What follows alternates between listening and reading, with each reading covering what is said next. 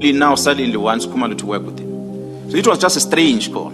I then contacted Gerald Khumalo. He's a Major General. I phoned Gerald Khumalo and said, Gerald Khumalo, this is a request I received from Gerald Cele. Gerald Khumalo just laughed and he said, well, don't worry. The general is not serious about that. So I asked him, what do you mean? He said, no, he's not serious. He wants me to back off on the case against Khan, General Khan from Crime Intelligence. So Cele is pursuing Khumalo to resign from the police so that he can stay away from the disciplinary case because he was appointed to deal with that case departmentally against General Khan. So Khumalo says, no, this is the approach of Cele to want me to back off. And that got me so upset, commissioners, that can really Gerald Cele go to the extent of wanting a person to resign from the service because he wants to protect someone? It was very strange. I did not talk to Gerald Cele from the day. I did not talk to him. I was very upset. It disappointed me as a person who's a former minister in the police. I was just upset. Fast forward, commissioners, the police have got two disciplinary processes. It's what's called expeditious, and the other one's a normal disciplinary process. Expeditious, you basically, in short, I could say, we already saying to you, you are guilty of an offense. Come before a presiding officer to explain why you say you're not guilty, in a way. But in a normal process, the employer must present the allegations, and you have a chance to cross-examine witnesses and argue your case. And then you have a presiding officer that must decide. So the initial disciplinary procedure that was initiated for Gerald Khan on that interference with the drug in Johannesburg was that of a expeditious process. So Khumalo was then appointed as a person who's going to preside over that. And Major Gerald Khan approached the court. The court granted, they overturned that and they say, no, we must go to a normal disciplinary hearing where he has a right to be represented and bring witnesses and question the witnesses and so forth. And therefore, there must be presiding officer appointed. Then Gerald Khumalo, the Divisional Commissioner of Crime Intelligence, approached me and he asked me to be a presiding officer. I then agreed. Shortly after agreeing to be presiding officer, not long after that, I started getting this communication from Mr. Mokhodze. But at that time, I'm not understanding as to what this communication, what is the background of this communication. But he started communicating these things to me. That's why he throws Gerald Khan's name in it. And later, I think, I cannot remember exact date, I think it will have been the beginning of the year, I received an inquiry. Actually, I received a phone call from the very same journalist, Mzilazo Africa. His call was, you remember the story I asked you about of what happened in Bangin? I said, yes. He said, but my colleague has just approached me, confronted me about that story and is asking him, why didn't he publish the story? And he said, no, but there was no story there. I listened to this thing and it just didn't make sense. Somebody's trying to peddle and frame Jerome Kwan's for nothing, so I didn't publish it. And in his own words to me, Mzilazo Africa was, this colleague of his says to him, now I'm forced to publish the story. And Mzilazo found it strange, so he called me first. He said, hey, who did you upset somewhere in the police? Then I said, no, I don't know anything. They said, but is anything happening in the police that will lead people to want to publish this thing that is a year later, so old, that want to publish? Then I said, well, the only thing I know is that I'm going to be presiding over a disciplinary case. So he asked me, whose disciplinary case is that? I told him it's for Gerald Khan. He said, oh no, now I connect the dots. Because my colleague and Gerald Khan are close. It could be coming from there. That is his words. Mzilikazi will come here and say that. But I told him that I'm going to talk about this. He said, no, if he's called here, he will come and talk about it. I know who the colleague is. I'm not going to say it in public. He will perhaps, if you want to divulge that, he will. That's why I'm saying there are players within the media houses that are part of. So shortly after that, I received a message from the very same colleague of Mzilikazi. He sent me a question about the same incident. I gave him a full explanation as I did here to Brand Mokhodze. Full explanation. A logic journalist would have understood and said, okay, well, this is just a malicious thing. and don't publish that. But that find itself to the newspaper on a Sunday. Commissioners, it is fair. That's why I like the investigative journalists. I think they're credible because they investigate first before they talk. I like the ones on TV behind cameras because they give it as is. The others that will just get information from others and write it becomes question marks, which what happened to this one.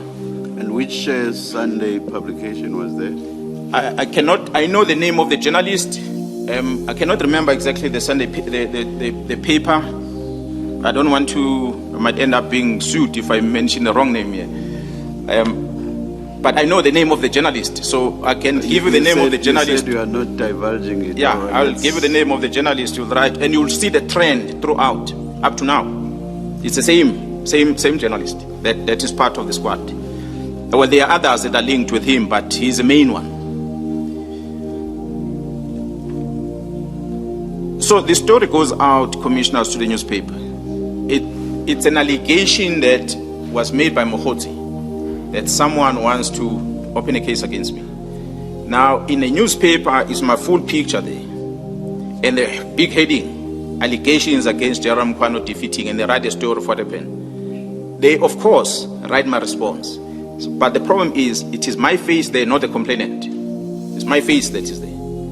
The heading creates question marks about my integrity as a person, as a senior officer in the province.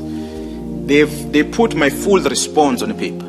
So a person who reads the paper will get to understand the context of this heading and the story. They will be fine with it. But for you to get into a newspaper, must subscribe, must pay money. Some of us don't necessarily subscribe to papers. But there is social media that is free. Now on the social media, they take the heading because you are limited on what you write in there. They take the heading of allegations that Jerome Kwano is accused of defeating end of justice against a drug dealer at Kalagabusha. And that goes into their media account, social media account. And that which spreads like wildfire because people access it easy. Remember, they don't have a privilege of reading the full report that is on the paper. They are just taking it from this headline. And the picture is painted. Kwano is a bad person.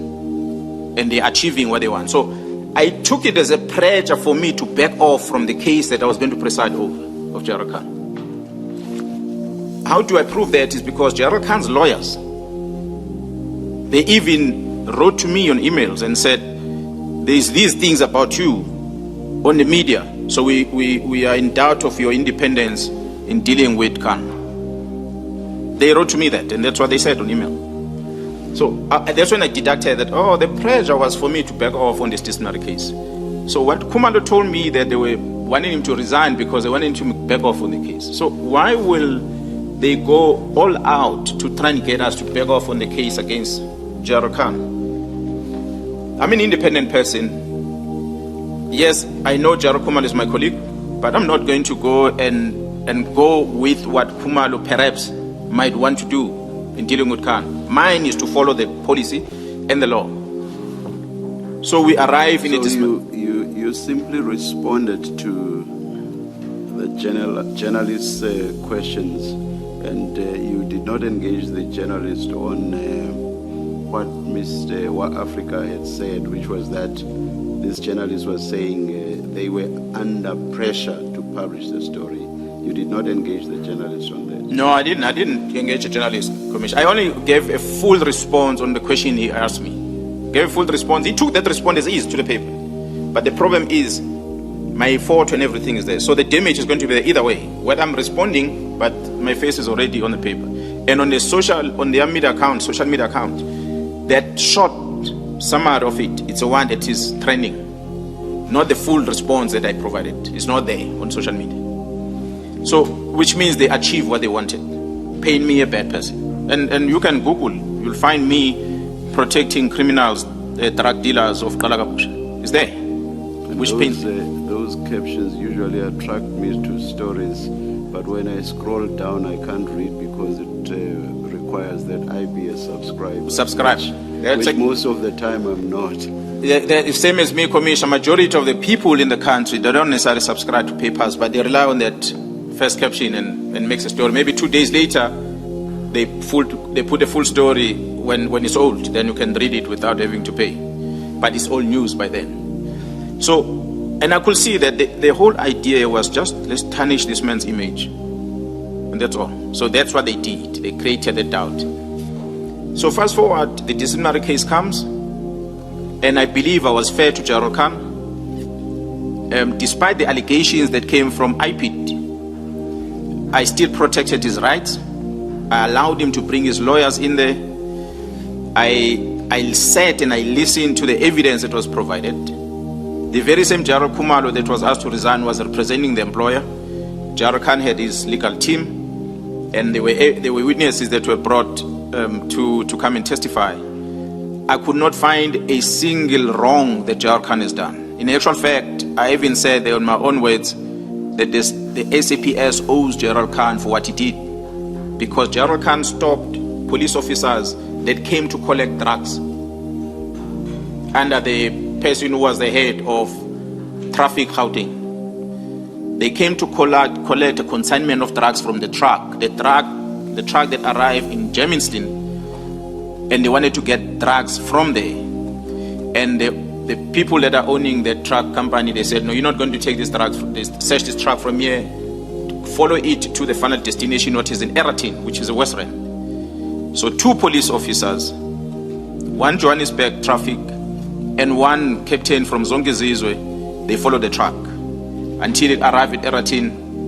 And they were accompanied by 3 members from Pretoria, who traveled all the way there. 1 from organized crime, 2 from the dog unit. And they all said they were coming to search the truck. And they actually offloaded the consignment from the truck, which was drugs in bags. They took this thing and they loaded in a police car. Luckily, the lady that worked in that company contacted 10111. 10111 called Boysen police station. Boysen vehicle came there, and then there was a conflict between the police when they discovered that these policemen who says they're running these operations, they're already removing this consignment from the truck. They're loading it in a police bag.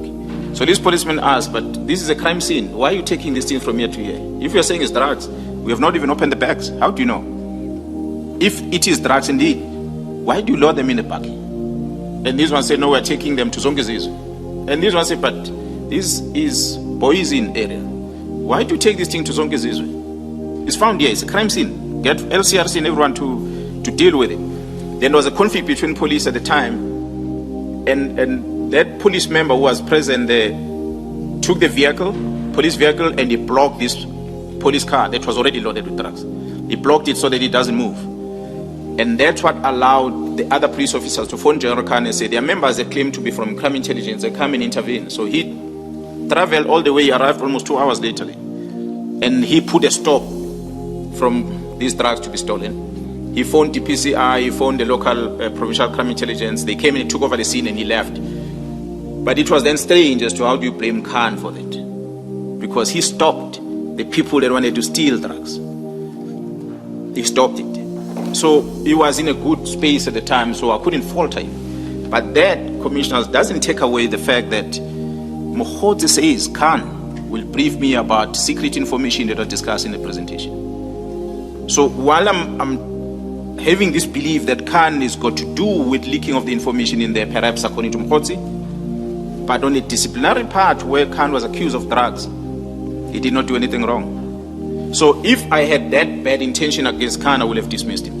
But I did not, because I gave him fair disciplinary hearing, of which you can ask him today, he will tell you, no, I treated him fair. Commissioners, that was the last time the media started writing about me. That made me confirm that, my being in the media so bad, it was because of the anticipation that this is what I was going to do. And in actual fact, after that, I even received a message from Honorable Adams in Parliament who said, no, you good cop, you did well. Which I find strange. But nonetheless, We proceed with the presentation, Commissioner. I don't want to bore you with anything. I'm just reflecting to some things that we're dealing with as we are trying to bring you closer to why we are putting these names together and the picture that we're trying to paint. General, before you move on, I think Commissioner Khumalo would like to pose a question to you. Thank you, Bheki Cele. General, for my benefit, in paragraph 197 of your statement, because MK17 is a communication between you and Mr. Mukhoti starting from the 30th of September to the 2nd of October 2024. I'm just trying to establish when that conversation with Mr. Nkabinde happened and what was the nature of the conversation. Okay, Commissioners, I might have placed this paragraph like this, but Brown contacts me and he tells me about him with the minister and all that. Immediately, that day, I called Nkabinde because I wanted to establish. This is last in September, somewhere about October. That's when I phoned Nkabinde to ask, but who is this gentleman? And Nkabinde said, no, Brown is a friend of the minister, but is not employed in the department.